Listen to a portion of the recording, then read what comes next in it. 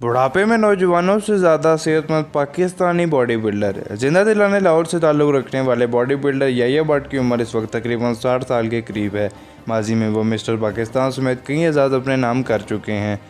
पहली नज़र में अगर कोई लाहौर के रहायशी याह्या भट्ट को बॉडी बिल्डिंग की मशक्क़त करता देखे तो उसे गुमान होगा कि ये कोई नौजवान है, ताहम वो 60 साल की उम्र को पहुँच चुके हैं। याह्या भट्ट पाकिस्तान में बॉडी बिल्डिंग को फ़रोग़ देने वाले अव्वलीन शख्सियत में से हैं।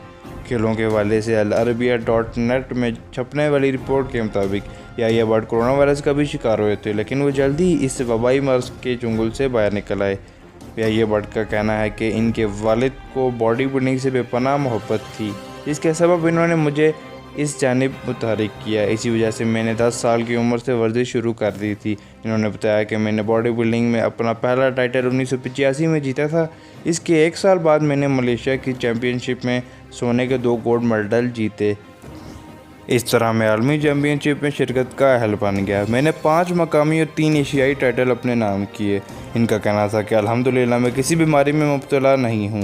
मैं हमेशा अपनी उम्र के लोगों नौजवानों को भी यही नसीहत करता हूँ कि वो मुतवाज़िन ग़िज़ा का इस्तेमाल करें और हफ्ते में 3 मरतबा अपनी पसंद की वर्जिश या खेल की सरगर्मी अपनाएं, ख्वाह वो इसके लिए जिम जाएँ या फिर खुली जगह का इस्तेमाल करें।